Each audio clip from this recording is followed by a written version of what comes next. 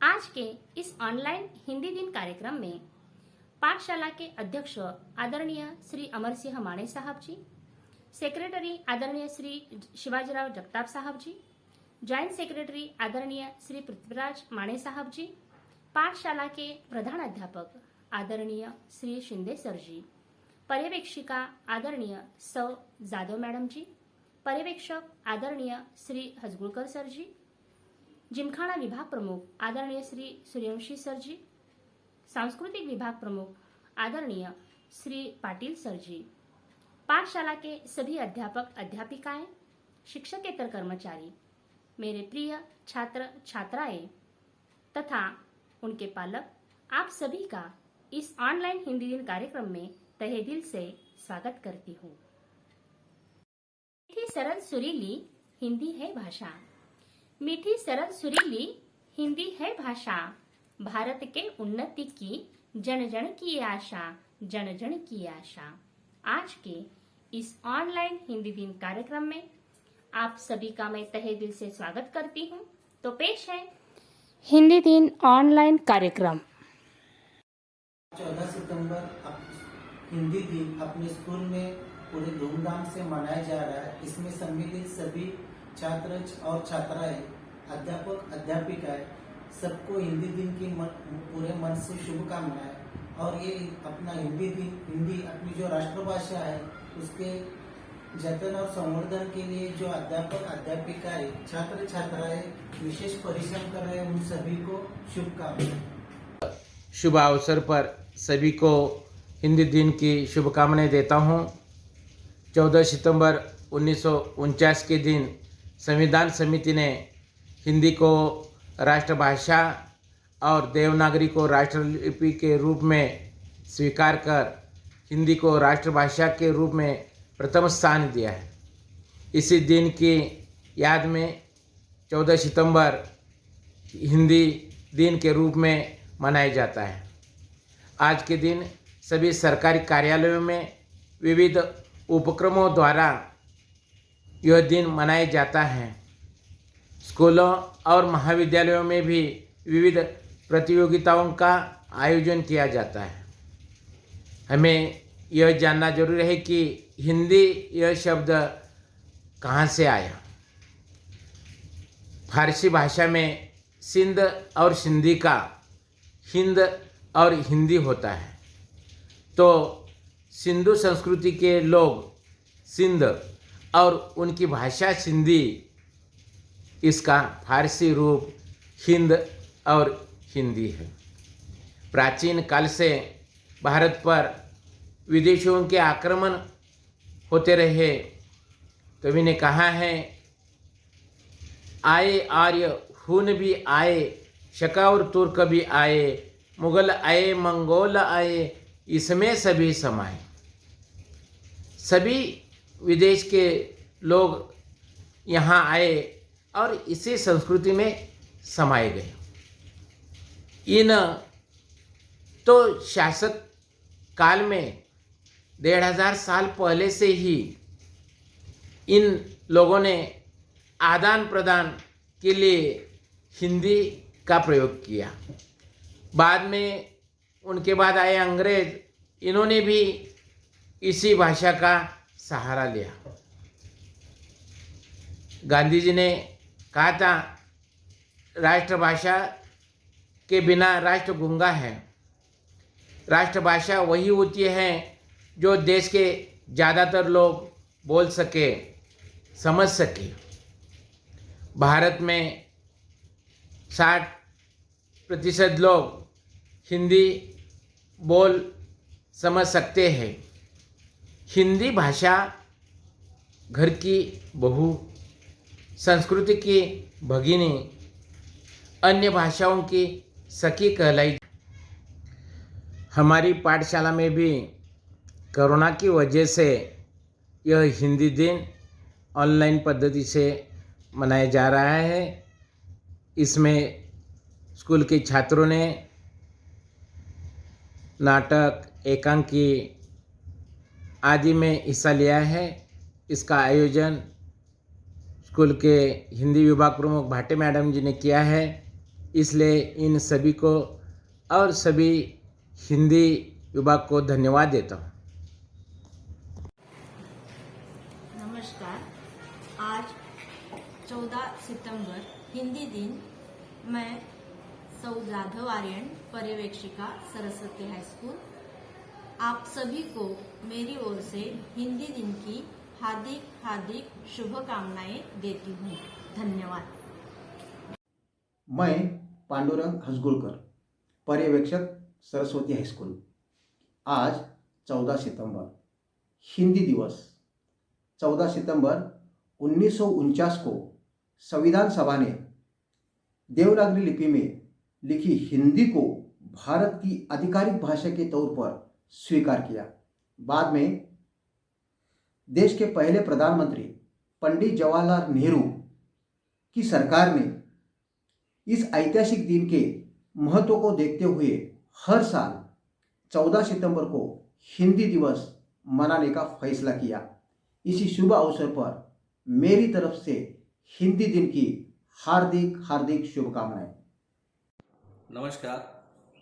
14 सितंबर हमारी राष्ट्रीय भाषा हिंदी, इस हिंदी दिन के शुभ अवसर पर जिमखाना विभाग की तरफ से मैं सूर्यवंशी डीजी आप सबको शुभकामनाएं देता हूं।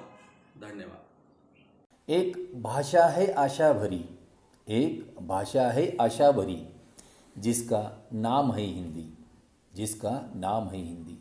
हिंदी केवल जुबा नहीं, हिंदी केवल जुबा नहीं, देश के माथे की बिंदी है। नमस्कार, मैं सुनील पाटिल, सांस्कृतिक विभाग प्रमुख।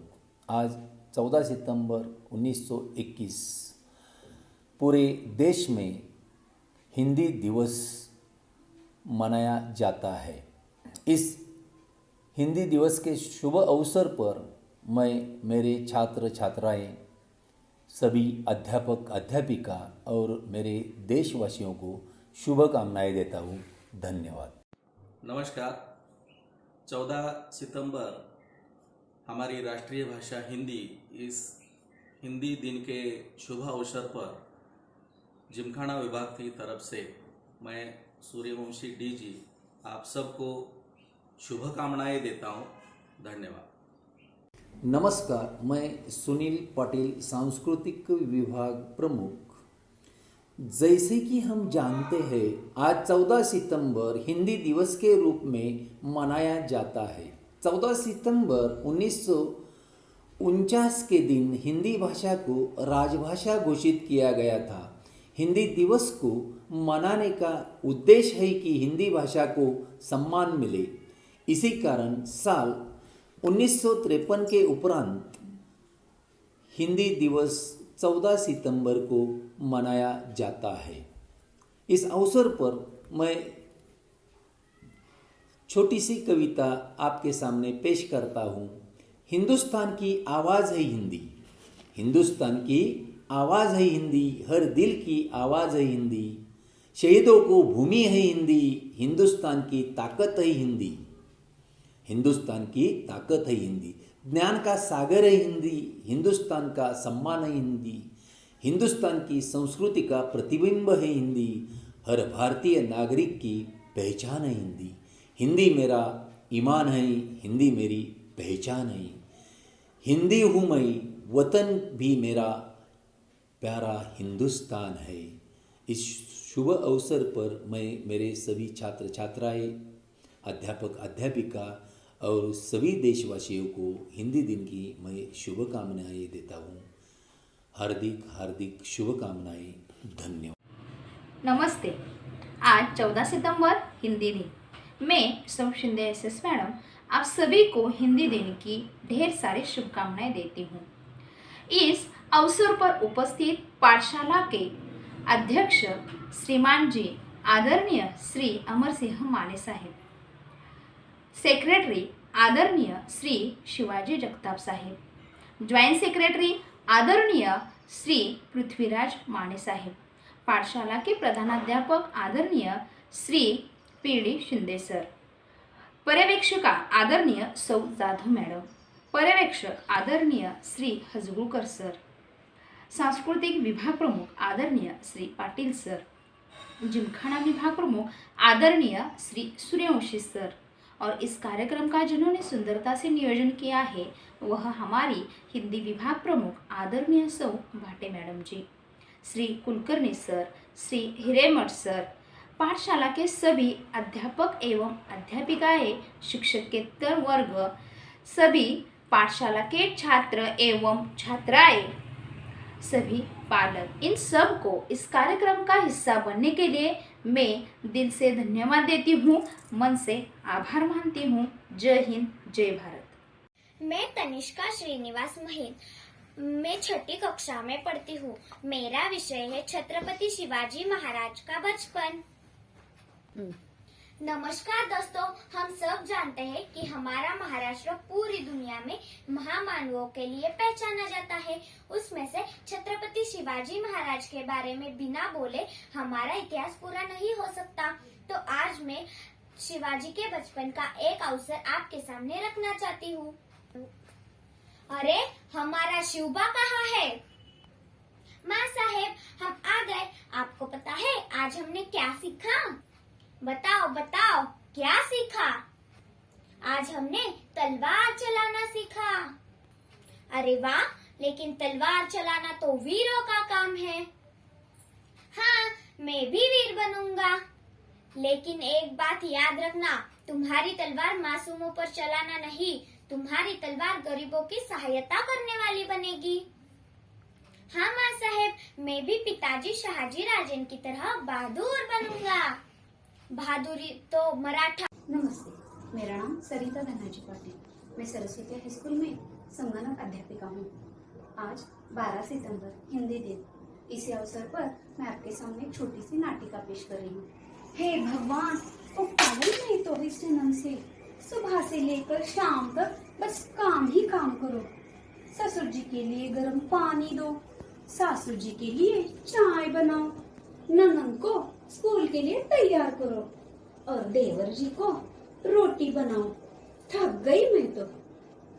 और ऊपर से ये कहते हैं पारो, अरे ओ पारो, खेत में जाने के लिए बहुत तकलीफ होती है, तुम्हारे पिताजी से कहकर एक फटफटी तो दिलवाओ।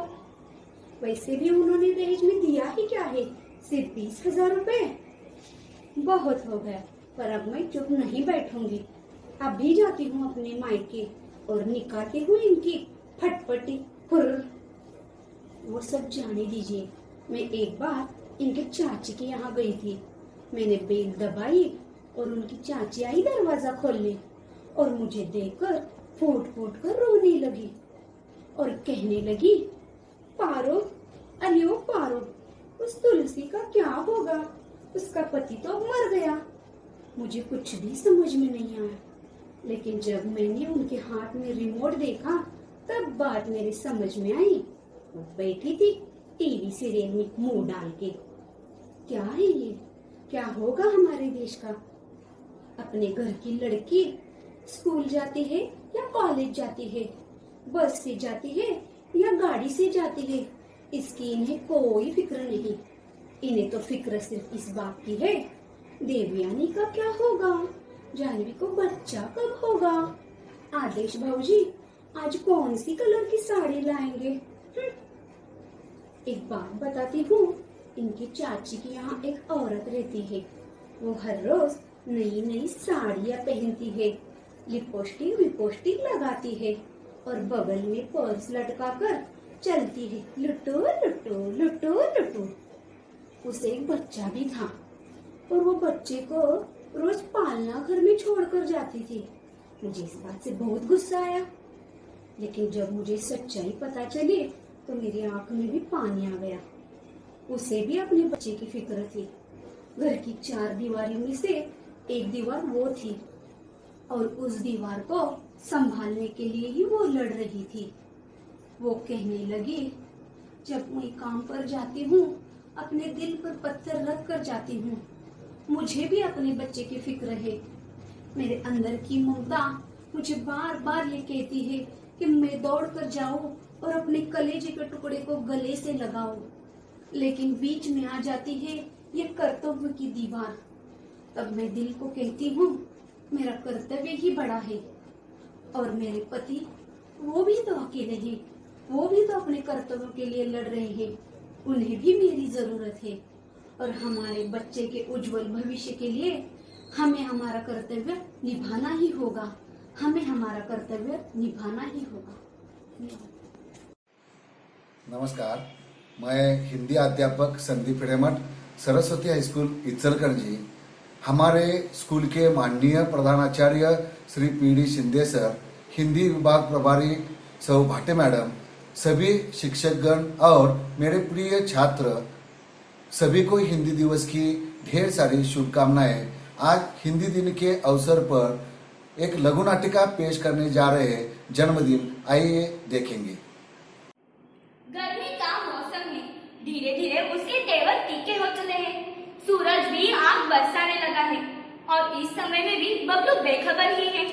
उसे बाथरूम में घुसे हुए आधा घंटा हो चुका है। शॉवर के नीचे तो उसकी धमाचौकड़ी ही मची हुई है। शॉवर के साथ साथ उसने नल की टोटी भी शुरू कर दी है। तो चलो अब हम मिलेंगे इस शरारती बबलू से। ठंड ठंड पानी से नहाना चाहिए, गाना आए ना आए गाना चाहिए। बबलू, अरे ओ बबलू, क्यों इतना पानी बर्बाद कर रहे हो तुम? हाँ, क्या माँ? मैं पानी बर्बाद नहीं करा, मैं तो ठंडे ठंडे पानी से नहा रहा हूँ। और इस गर्मी से मौसम में मेरा मन कर रहा है कि यही घंटों घंटों तक नहाती रहूं।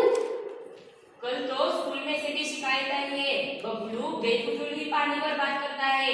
इतना ही नहीं, वह ब्रश करते वक्त नल चालू ही रखता है। जिस कमरे में जाता है वहाँ की लाइट पंखा। मैं सौ शुभांगी अशोक बेनाड़ी, सरस्वती हाई स्कूल में संगणक अध्यापिका हूँ।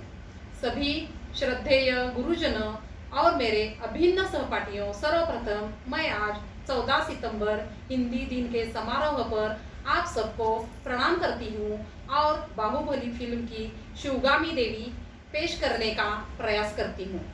परमेश्वर, तू मेरे प्राण ले ले, लेकिन इस बच्चे को जीवन दान दे दे जो इसकी प्रतीक्षा कर रही है।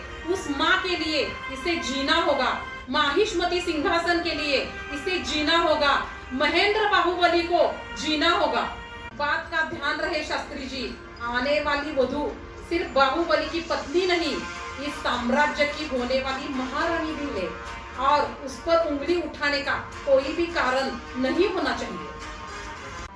भगवान की उत्सव मूर्ति को मंदिर के गर्भगृह से निकालकर क्यों घुमाया जाता है मंत्रीवर? ताकि प्रजा के सुख दुख भगवान स्वयं देख सके। बाहु जब होने वाले महाराज राजमहल से बाहर निकलते हैं तभी उनको प्रजा की सुख दुख का पता चलता है। मेरे बेटे पर गर्व मुझे क्यों नहीं होगा? देश का सिंहासन तिनके की तरह त्याग दिया। विशाल हृदय है मेरे बेटे का, उसकी छोटी सी मनोकामना पूरी न कर पाऊं तो मैं माँ कैसी? दिए हुए वचन के लिए, सत्य और न्याय के लिए, धर्म स्थापना के लिए किसी के भी विरुद्ध जाना पड़े, वो चाहे परमात्मा क्यों ना हो, तो भयभीत ना हो। यही धर्म है, यही क्षत्रिय धर्म है। एक राजा का धर्म सिर्फ शत्रु को मारना ही नहीं होता। नमस्ते, मैं ईश्वरी परेख 10वीं ब की छात्रा आपके सामने एक नाटिका प्रस्तुत करने जा रही हूँ। नाटिका का नाम है नासमझ बहू। तो देखिए, ये बहू नासमझदारी की वजह से खुद का मजाक खुद ही कैसे बनाती है। इस नाटिका में मैं मीना और उसकी सास की भूमिका करने जा रही हूँ। राम राम राम राम राम राम राम राम। 11 बज गए, अब आती ही होगी। राम राम राम राम राम। मीना, अरे ओ मीना, आ गई? इतनी देर क्यों लगा दी तूने मायके से आने में? ससुराल आने का मन नहीं करता क्या? हम तुझसे यहाँ कोई पत्थर तोड़वाते हैं? नहीं माँ जी, ऐसा तो कुछ भी नहीं। बैठ और सुन। आज हमारे घर में मेहमान आने वाले हैं, तो मुझे सारा घर साफ सुथरा होना चाहिए और मैं जो तुम्हें काम दे रही हूँ वो तो ठीक से तुम करना।